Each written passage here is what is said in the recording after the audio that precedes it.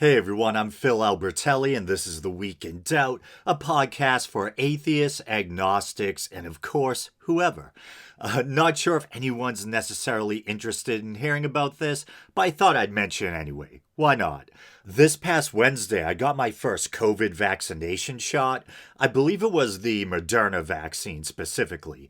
All in all, it wasn't that bad. Like a lot of people, I was having trouble finding an appointment, and then one morning I just happened to get up a little earlier than usual, and so for the heck of it, I decided to quickly check CVS's website. CVS is a big drugstore chain here in the States. I had been checking the site regularly, but they would always be fully booked, with maybe the exception of a couple of openings in towns that were literally over an hour away. But to my surprise, that morning there was an available opening one town over for the very next day.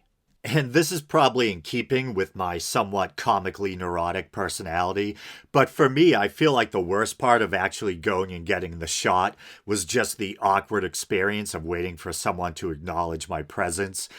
There was a long, slow moving line of people waiting to get prescriptions filled, and I didn't want to be rude and skip the line, but at the same time, I wanted to let them know I was there, so I'm kind of awkwardly hovering, and every once in a while, an employee behind the counter would glance my way like I had two heads, and then put their head down again, and then finally someone looked at me in a way that I felt like I finally had an opening to speak up.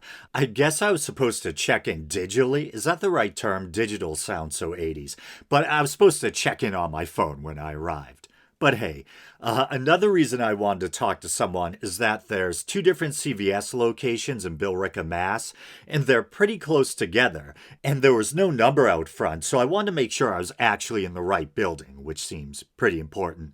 But it turns out I was, thankfully, and the lady who gave me my shot was actually pretty cool. One of the first things she did was warn me in this serious tone that my arm was going to hurt. And I'm thinking, I'm not afraid of needles. I've been getting allergy shots since I was a kid. What's my arm gonna get a little puffy or sore? Who cares? So I politely said, oh, okay. And then she looks me in the eye and replies, as if I wasn't taking her warning seriously enough, it's going to really hurt. But to be honest, the first day my arm didn't really hurt at all. I felt a little off, kind of lightheaded, etc., but nothing too bad. But the next morning, I woke up and my left arm, the arm I received the shot in, was really sore. It kind of reminded me of the soreness you feel the day after a serious arm workout or something like that, or maybe even if you had, torn something in your arm. But that happened to be kind of a slow work day, so I went up to my sister's place to do some work for her. I was cutting up wood and lugging logs around, driving a tractor. My arm was sore, but I just worked through it. But then that night when I got home, suddenly my arm seemed considerably worse. I'm sure lugging heavy stuff around all day probably didn't help. And all of a sudden, I felt like I was coming down with flu-like symptoms, chills and aches all over. So I went to bed early and woke up the next morning feeling pretty good. The flu-like symptoms were gone, and the soreness in my arm was almost completely gone as well. Yeah, so wasn't sure if that was worth sharing or not, but I figured there might be some of you out there who maybe haven't gotten your shots yet and you were wondering what it was like, or maybe there's some of you who have gotten your shots but you're just kind of curious what other people's experiences were. But yeah, anyway, and oh yeah, as I mentioned, I got the shot in Billerica. And I can't ever think of Billerica now without thinking of that Salem witch trial mini documentary I did, what was that, 2, 3 years ago? Because Billerica was actually one of the New England towns that was actually touched by the Salem witch trials or the surrounding hysteria. And I think that's really interesting. And I love that. I love I don't love that people from Billerica, I forget how many, may have been executed, because of witchcraft hysteria. But I just love knowing that history is that close to me, one town over. So that's pretty cool. And so before we move on to the news stories, I'd just like to quickly, famous last words, take care of yet another round of corrections. So I was listening back to the last episode for quality control purposes, and I don't think I said anything that was technically incorrect, but I feel like maybe I should have added a caveat or something like that. In passing, I was talking about the historicity of the Bible, or rather the lack thereof. And as an example, I brought up the story of the Exodus.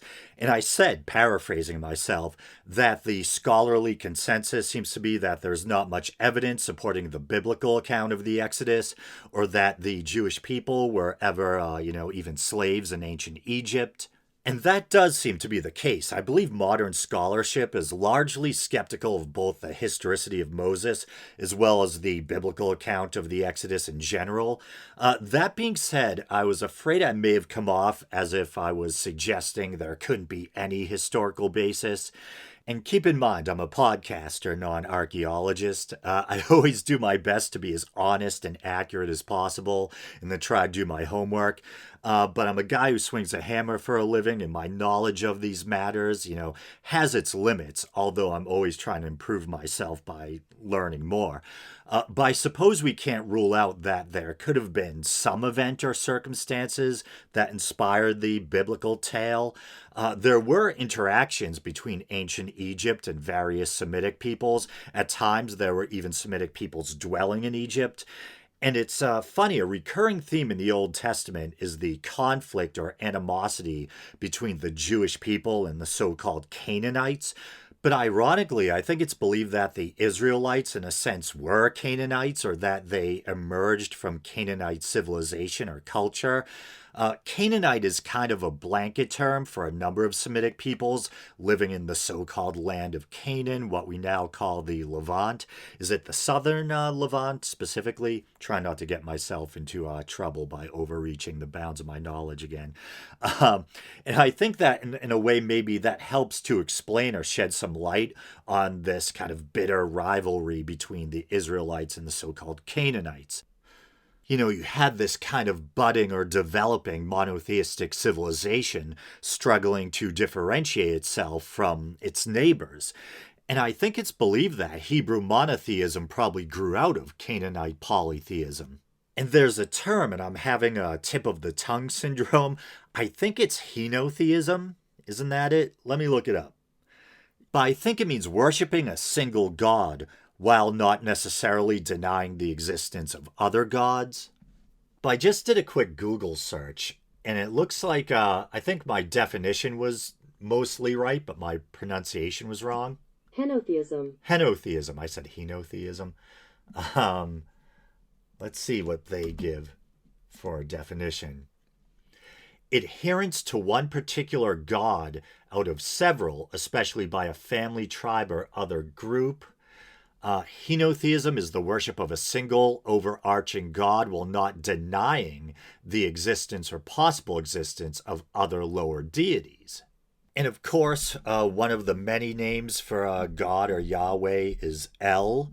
And I believe El is a word used in general for a deity, usually the kind of the dominant or patriarchal deity of a pantheon, I think. Let me say, this is Wikipedia. I know, get off my back. El is a Northwest Semitic word meaning God or deity, or referring as a proper name to any one of multiple major ancient Near Eastern deities. Specific deities known as El or Il include the supreme god of the ancient Canaanite religion and the supreme god of East Semitic speakers in Mesopotamia's early dynastic period. In Northwest Semitic use, El was both a generic word for any god and the special name or title of a particular god, who is distinguished from other gods as being quote-unquote the god. El is listed at the head of many pantheons. In some Canaanite and Ugaritic sources, El played a role as father of the gods or of creation. And then something that I've always loved, always found very kind of mysterious and provocative, is that another name for God in the Bible is Elohim. And Elohim is kind of plural for God. You have El, then you have Elohim, like you have seraph, a type of angel, and then you have seraphim or cherubim. I think biblical apologists will say that this is just God being referred to, or referring to himself, I suppose, in the royal we. and it shouldn't be taken literally that there are actually multiple gods.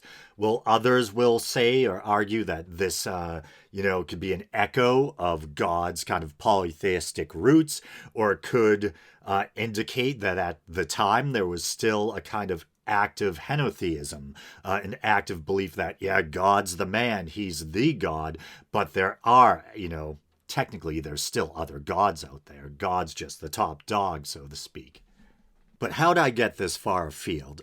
Back to what I was addressing, the story of the Exodus, or the historicity or lack thereof.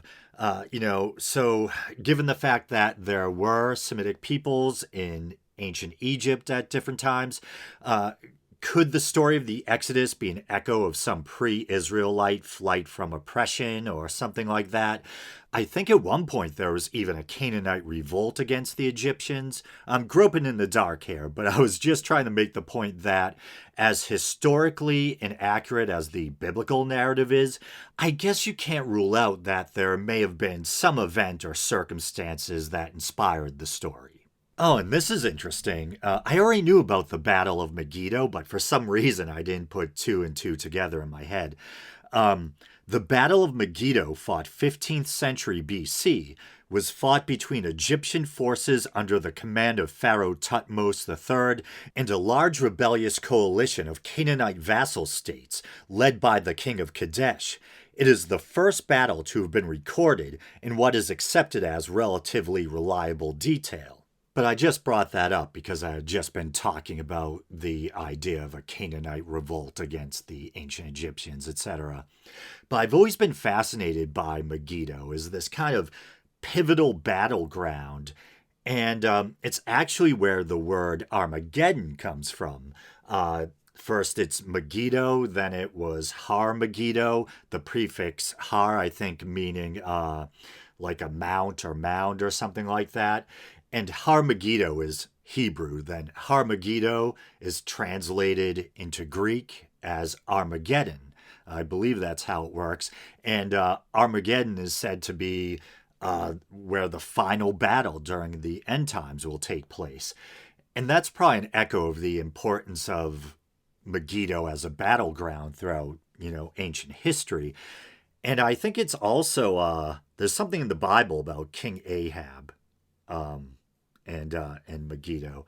Let me see. I just looked it up. Megiddo refers to a fortification made by King Ahab that dominated the plain of Jezreel. Okay, so yeah, it's interesting stuff.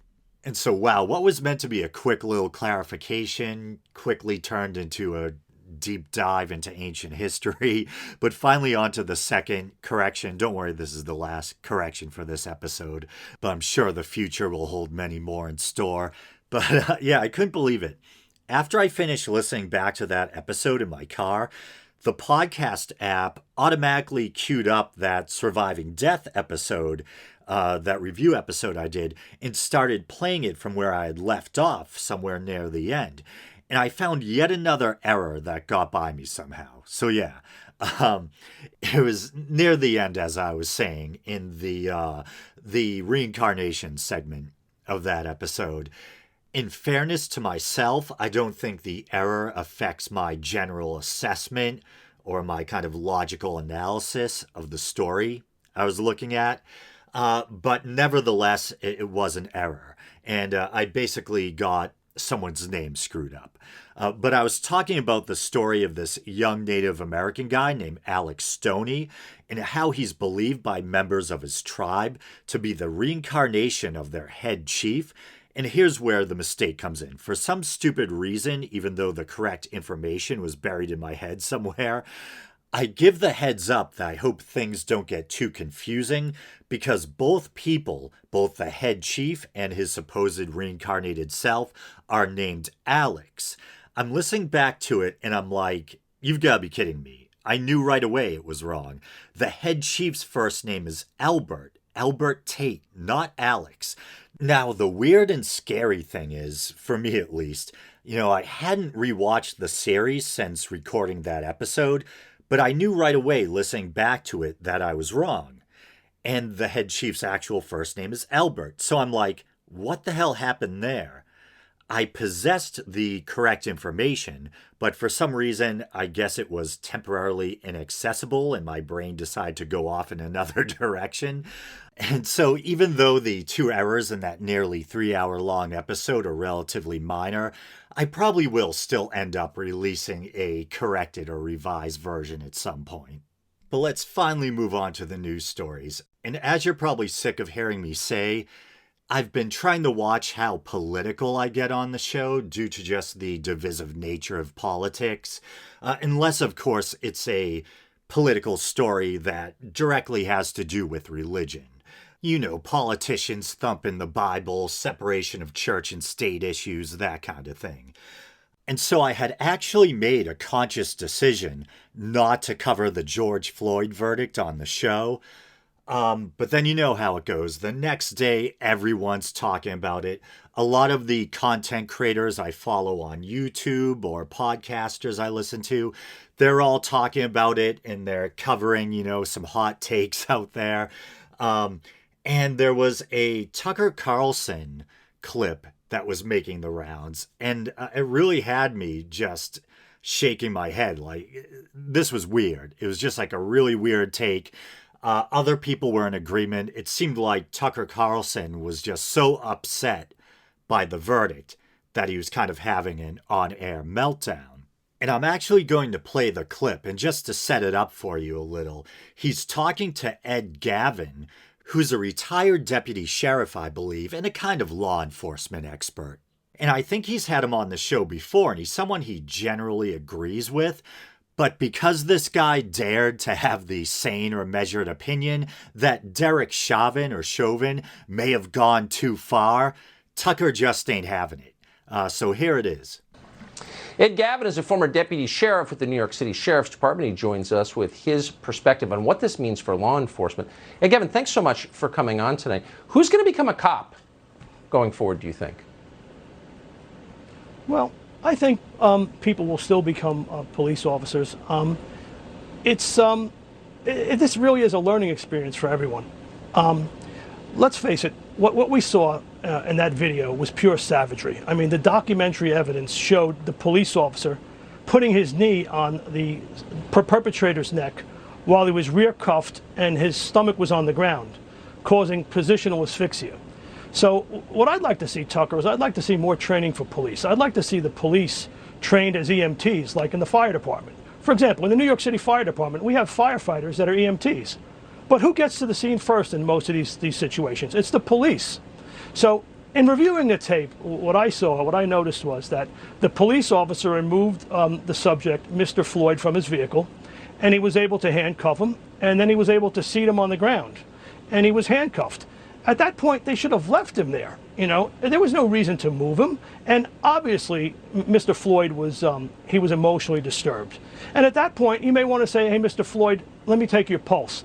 Things of this nature. And we have to change the way we deal with people. Now, I've used I've used force on literally over 500 people in my 21-year career in the New York City Department of Correction and in the New York City Sheriff's Department.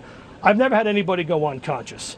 And, that was clearly an excessive, unjustified use of force. I think the verdict was just. I think we had documentary evidence, we had testimonial evidence, and, it was an open and shut case. But moving forward, what we need to do, in my opinion, is we need to have... How about enforce the law? Okay, do we need to do that? So hold on, wait, slow down. Do we enforce the law? Like, let's say people are going through the windows of Macy's and the cops are just standing there. Do they resign? No, because obviously their honor's being violated, but they're not doing anything about it. When do they start doing something about it and protecting everyone else, not just George Floyd? No. I want people to protect. I want the police to protect people. But specifically what we're dealing with a person in custody who was handcuffed and he was subdued. Right. At that point, we have to take a different tact. And one of the things I just want to suggest, Tucker, I'm totally willing to believe that. Yep. Yeah, the U.S. Department of Justice came out with a position paper on positional asphyxia and sudden death. It was published in 1995 and again in 1998. I think every law enforcement officer should read that. It should be read at roll calls. Because what it does, it talks about the physiology of a struggle.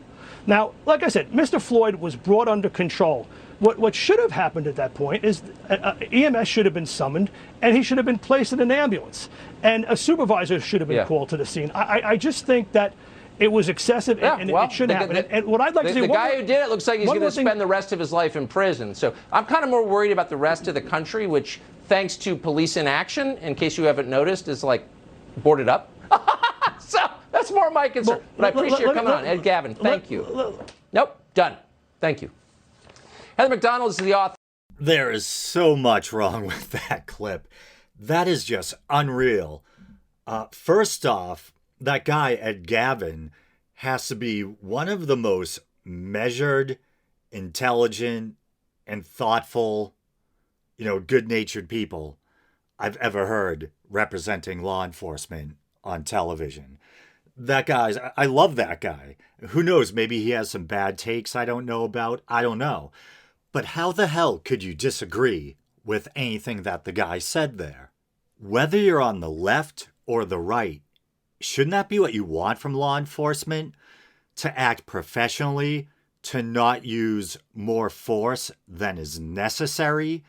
And it's scary how many people are out there who think that, who are under this strange impression that kneeling on someone's neck can't, obstruct their breathing. I think just yesterday, it might have been a David Pakman video, but I was looking through the comments section, and there was someone in there who was saying how sad they thought it was that people were under the impression that you can, quote unquote, strangle someone by kneeling on their neck. And then he insists that you can't. And usually I don't get into online pissing matches, but I thought, all right, crack my knuckles, let's dive in here. And I pointed out how the original medical examiner, I believe his name is Andrew Baker, I believe he testified at the trial, how he, as well as Dr. Michael Baden, who in fairness, I believe was hired by the family of George Floyd to perform an independent autopsy, but he's a renowned forensics expert.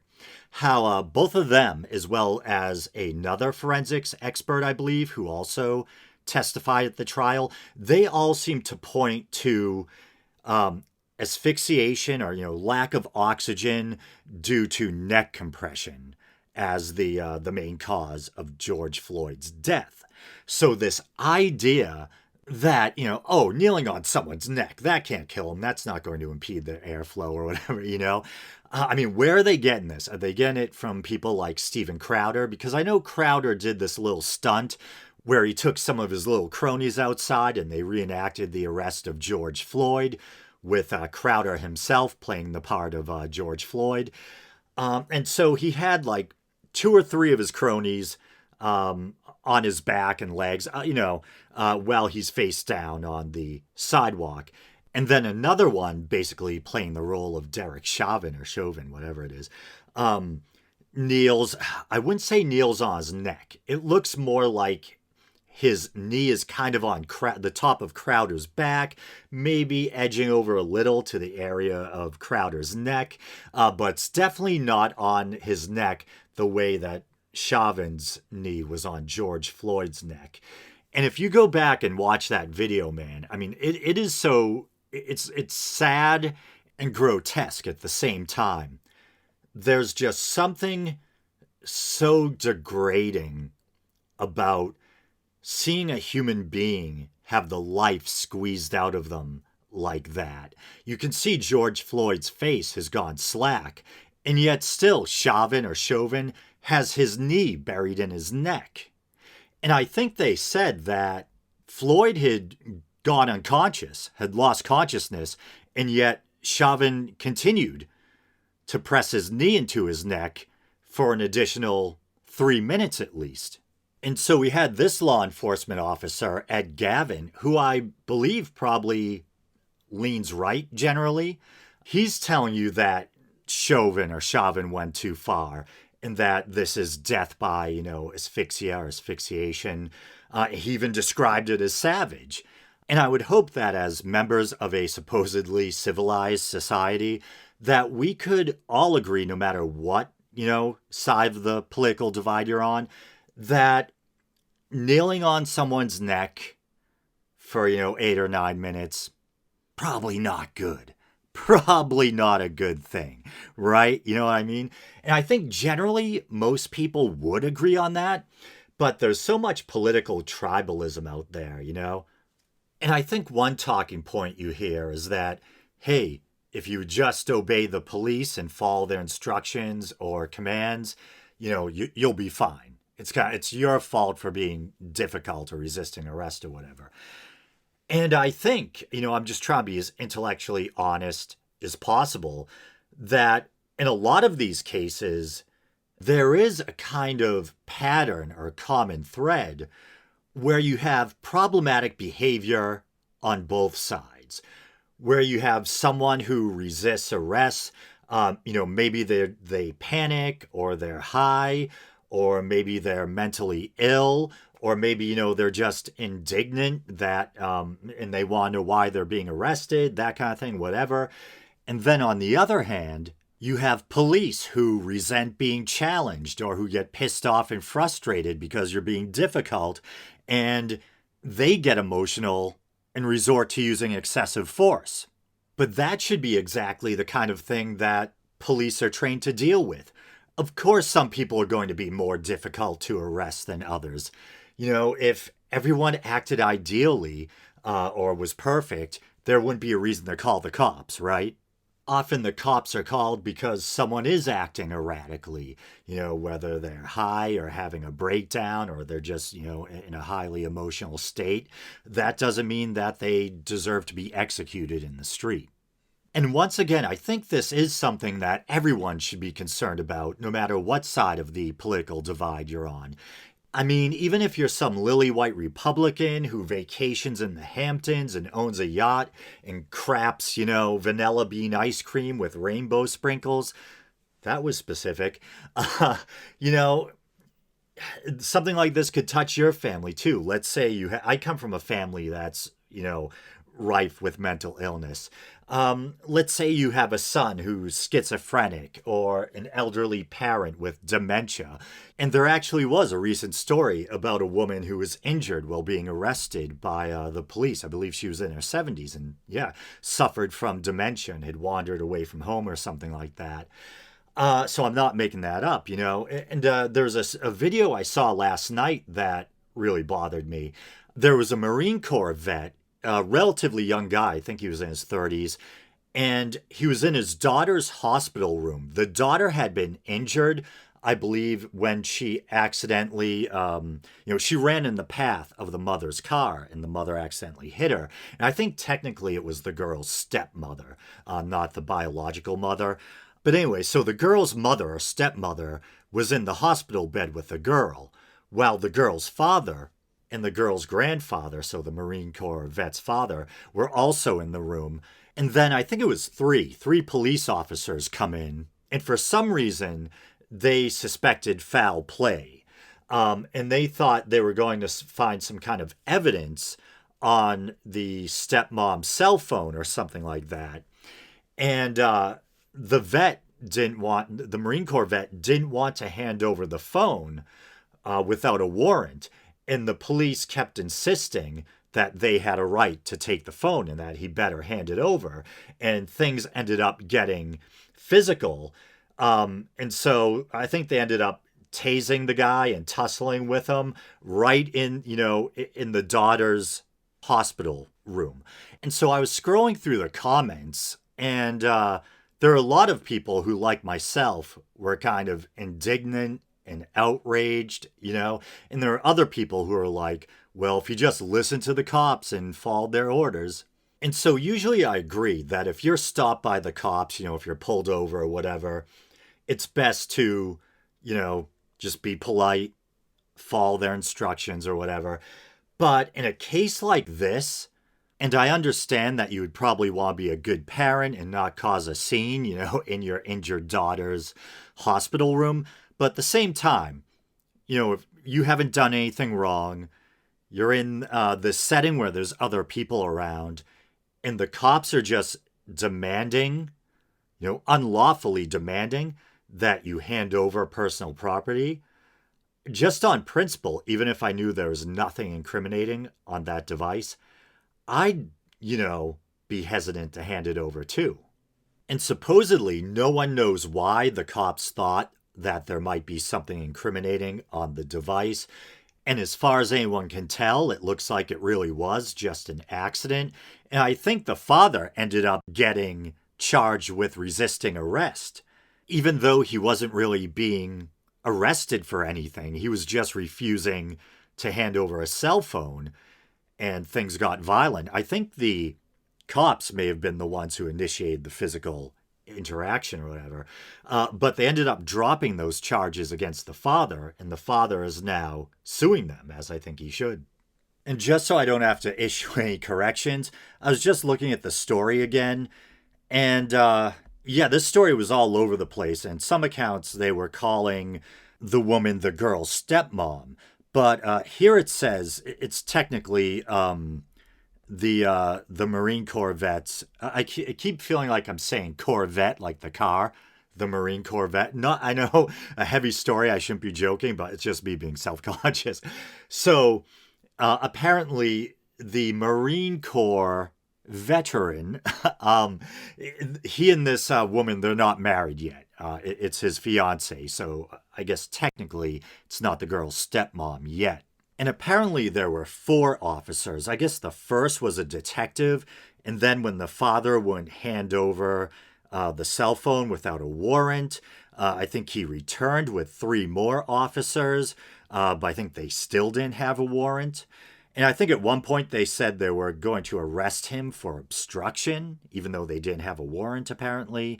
So it's just crazy. It's always really disturbing when you hear about police officers, overstepping their bounds. Because like I say, I think baked into the cake, there's a kind of inherent tension between the public and the police. Because on the one hand, in a civilized society, you need people to enforce laws, respond to emergencies, and help people in trouble, hold people accountable for wrongdoing, that kind of thing, you know what I mean?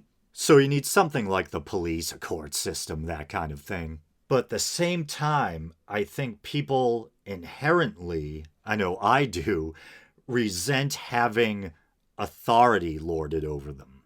And so I think this feeling, that there's this jackbooted element of society that can pretty much, stop you or pull you over whenever they want and probably get away with doing a hell of a lot to you that maybe they shouldn't be doing, and that they can subject you to a kind of abuse of power. This does not make people feel good, and it does not instill trust, And I think for the good of society, police need to be held more accountable. And there needs to be more of an emphasis on the fact that they're human just like we are. They might be invested with a certain authority, but they're not any better than we are. And if they abuse their power, there has to be accountability. And I don't know if I have any listeners who are in law enforcement. If I do, hopefully, that didn't come off as offensive in any way. And I know that there's a fellow podcaster I'm friends with who's an ex-cop. I don't know if he talks about it on his show or not, so I guess I'll kind of err on the side of discretion or privacy for now. But if he listens to this episode, hopefully he doesn't take offense. And I know I use the phrase jackbooted, which I'm sure probably doesn't go over well with people in law enforcement, but hopefully you know the point I was trying to make. And I know that cops are people, and so there's a lot of good cops out there. And the problem is, I think it's the bad cops who overstep their bounds that give a bad name to the rest, especially when they're not ultimately held accountable. But here in the case of Derek Chauvin, we are seeing accountability, which is a good thing, I think. But Tucker, man, holy crap. So the feeling I got is that, his guest was being so professional, so civil, so measured, and was really making some great factual points. And so Tucker probably couldn't make any logical or rational counter arguments because how could you? So he just kind of melts down. He's upset that the guy won't fall in line with his narrative. And he starts kind of wildly throwing these straw men out there. Like, he brings up looting. Like, oh, what about the looters? What are cops supposed to do when people are looting or whatever? Paraphrasing. And I'm like, can't you simultaneously be against both police brutality and looting? Are you suggesting that this retired law enforcement officer that you often have on your show and who probably agrees with you on a lot of things is somehow pro-looting or pro the cops not doing anything about looting just because in this one case he thinks an officer went too far by kneeling on a man's neck for 9 minutes? Where the hell's the logical consistency in that? And one of my personal pet peeves is I hate dismissive people. I hate rude people. And so when at the end of the interview there, where Ed Gavin tries to reply or respond to what Tucker is saying, and I know, people in entertainment and in the news have kind of hard outs or hard breaks or whatever. So sometimes they may not want to come off as rude, but they have to quickly, cut away. But it almost seemed like Tucker chose to cut him off. The guy's trying to speak, and Tucker's just kind of maniacally giggling and goes, nope, done. And I hate when people are kind of condescending and dismissive like that. And when Ed Gavin is rationally explaining why what Chauvin did was wrong and how he went too far, Tucker's reaction is, well, and now the guy's going to spend the rest of his life in jail, or what, almost like he was upset for Derek Chauvin. And firstly, he's probably not going to spend the rest of his life in jail. I think people are saying it might be like roughly around 20 or maybe less or something like that. I'm not sure. But that was a bit hyperbolic on Tucker's part. And secondly, the guy knelt on someone's neck until they died. What do you want to do? Give him an ice cream sandwich and tell him to go on his way? It's like, come on. And okay, so if you're one of my listeners who tends to lean more right, and maybe you're kind of upset with this episode, I seem to be, doing my lefty thing or whatever, I will throw you a bone. We can probably all agree that Nancy Pelosi saying thank you, George Floyd, for sacrificing your life for justice was cringy as hell. Yeah, that was awful. It's like, no, he wasn't some sacrificial lamb or what. This was a human being who probably would have preferred to live, but had the life squeezed out of him by someone putting their knee on his neck. And it is funny. I have noticed George Floyd, the man, his character or whatever, becoming like a political football. Some on the left, like Nancy Pelosi, who seem to be kind of beatifying him or whatever, or that's an accusation that people on the right will make. It's as if, the left is holding up George Floyd or putting him on a pedestal like he's a saint. And then on the right, you have people like Candace Owens, who are just totally trying to smear the guy and posthumously, vilify or demonize him. And I mentioned a long time ago, probably when first covering this story, that it had been revealed that maybe 10 or 15 years earlier, George Floyd had supposedly held a pregnant woman at gunpoint. And I expressed my disgust at that when I was first talking about it.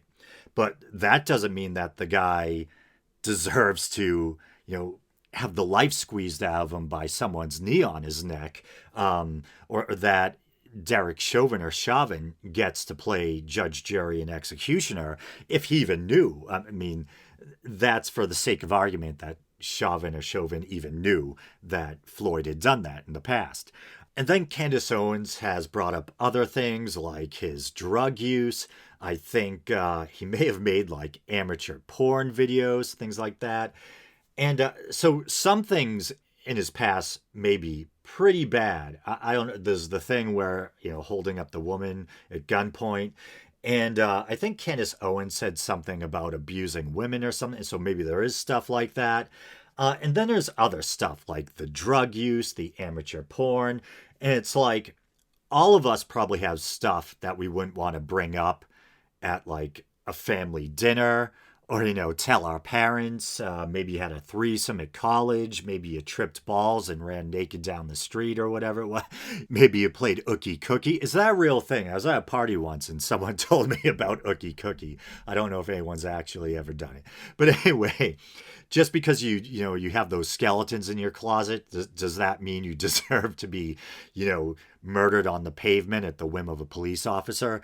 And that might be a little unfair of me. Maybe she's not saying that you deserve to die because of those quote unquote moral indiscretions, but rather that he shouldn't be held up as a role model.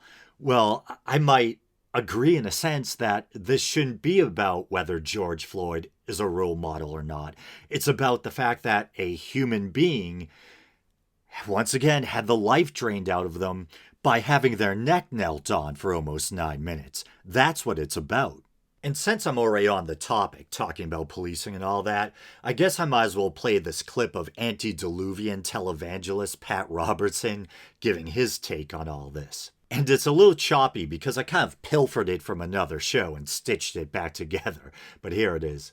Also, I want to say, I think a lot of people are thinking like I was, that both the gun and the taser would be put on your dominant side, but it's not that way. They have to cross where they have them different. So you actually have to reach across yourself to you get feel the difference. I mean, it's definitely there's just no comparison. As I say, they're not making tasers in this yellow color anymore. They're making in black. They're making them yellow.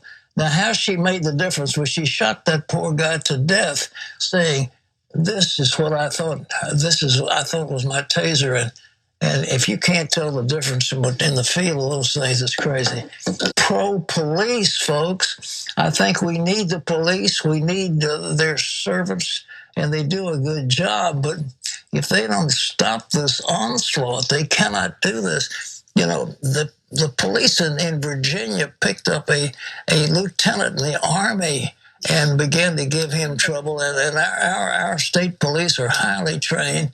But why they don't stop this? And this thing is going on in Minnesota, but the Derek Chauvin, they ought to put him under the jail. He has caused so much trouble by kneeling on the death of George Floyd. It's just, on his neck.